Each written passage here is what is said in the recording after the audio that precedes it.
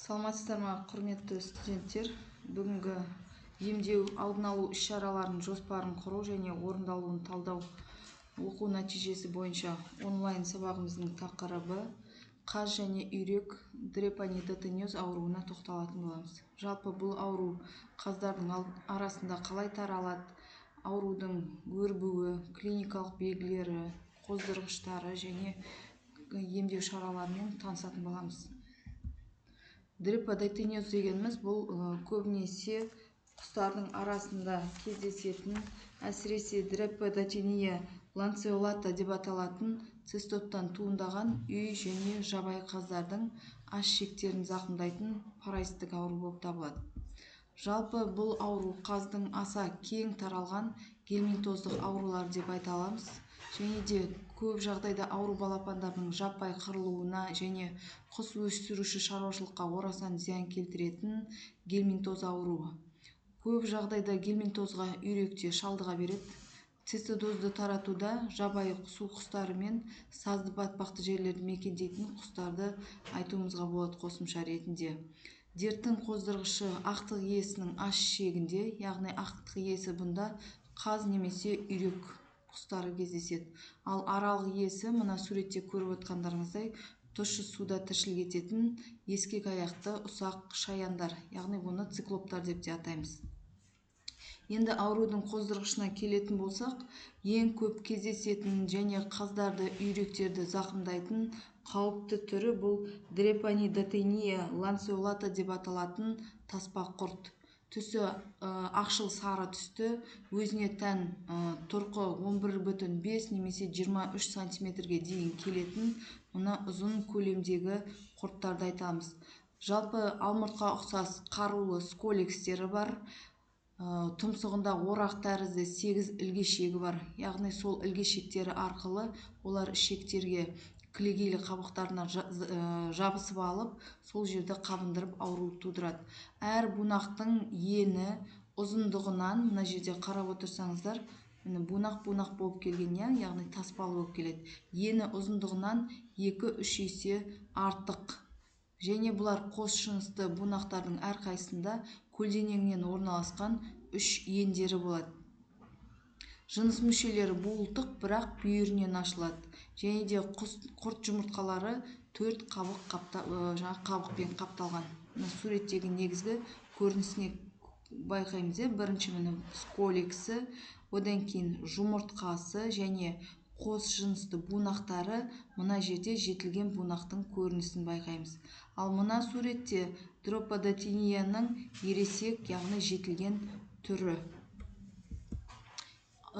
Жалпы аурудың өсіп-өнуі қалай жүзеге асады? Бірінші, мына құстың саңғырығымен дрепанидотениялардың пісіп жетілген буылтықтары мен жұмыртқалары ағысы бәсең өзендерге немесе көлдерге, саяз шалшық суларға түседі.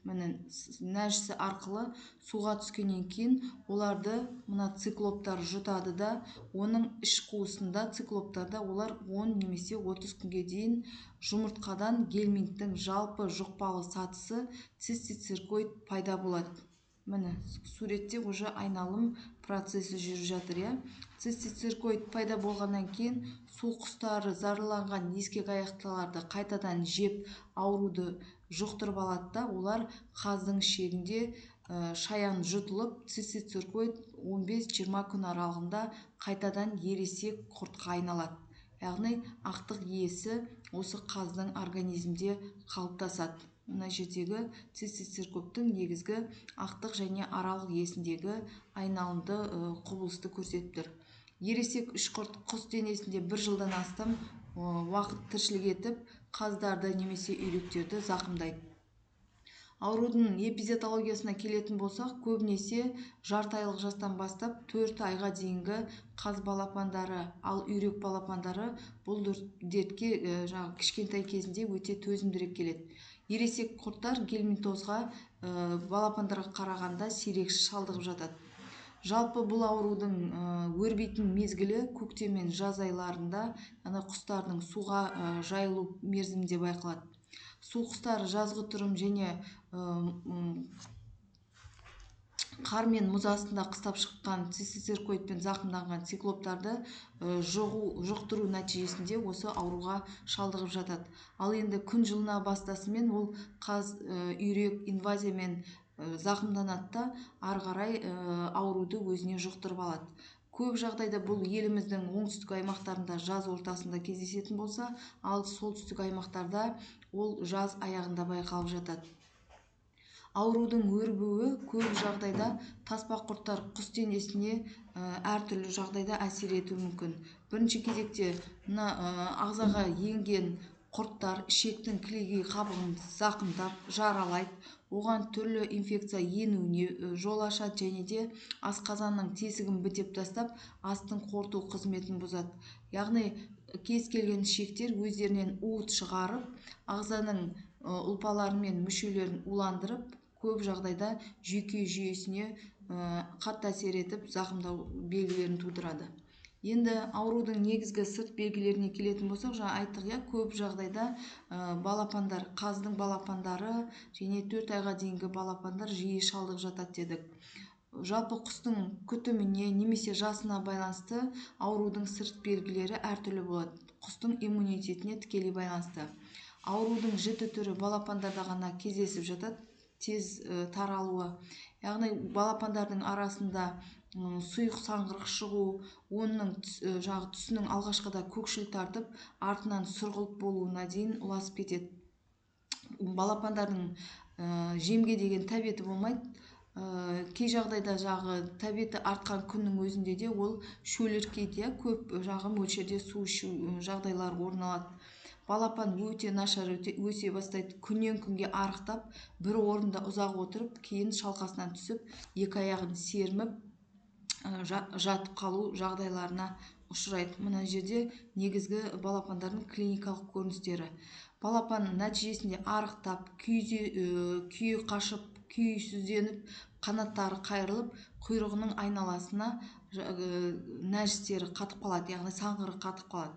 Ал енді ересек құстарда бұл ауру ешқандай клиникалық көрініссіз өтеді. Себебі ересек құстар бұл аурудың құрттарды негізінен таратушылар болып табылады. Осы аурудан өлген үйрек балапандары немесе қаздың балапандарындағы өлекселдегі өзгерістерді байқайтын болсақ, өлген құстың өте азып кеткендігі және бұлшық еттерінің қатайып кеткендігі, семіп қалғандығы, ішектің ішкі қабығының қабынған бөліктерін, кейбір жағдайда қанталаған көріністерді байқаймыз. Ішектерді ашып көретін болсақ, ішінде таспа құрттарының толып кеткен көрінісін де байқай аламыз. Енді ауруды анықтау үшін біз негізінен бірінші кезекте клиникалық белгілеріне мән береміз. Ауру балапанның саңғырығынан жыбырлап жүрген құрттарды байқайтын болсақ, олардың бунақтарында көруге болады. Көбінесе құс саңғырығын суға араластырып езіп, тұндыру немесе шаю әдісі арқылы паразит үзінділерін табуға болады. Ал егер нәтиже көрсетпеген жағдайда құс саңғырығын гельминтоавоскопия, яғни қалқыту әдістері арқылы тексеріп, жұмыртқаларында іздестіруге болады. Осы нәтижелер жеткіліксіз болған жағдайда диагностикалық дегельминтизацияны да қолдансақ болады. Ол үшін біз 15-20 күн құсты алып,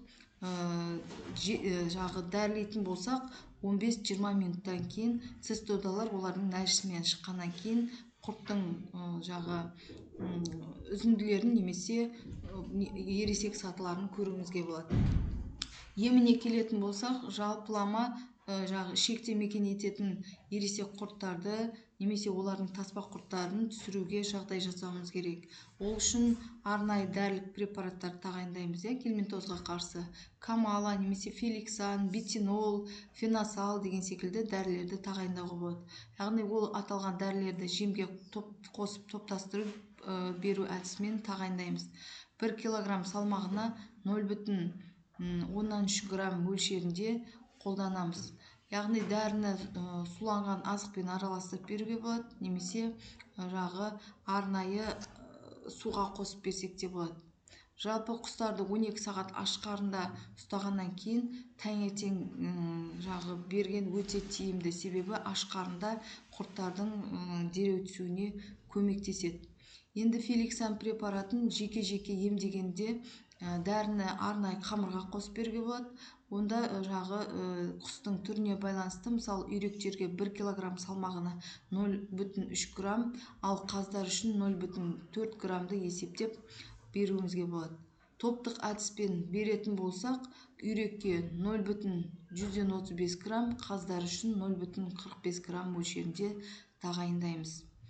Бүгінгі онлайн сабағымыз осы. Кері байланыс жасап, тапсырмаларды орындап қойыңыздар. Сау болыңыздар.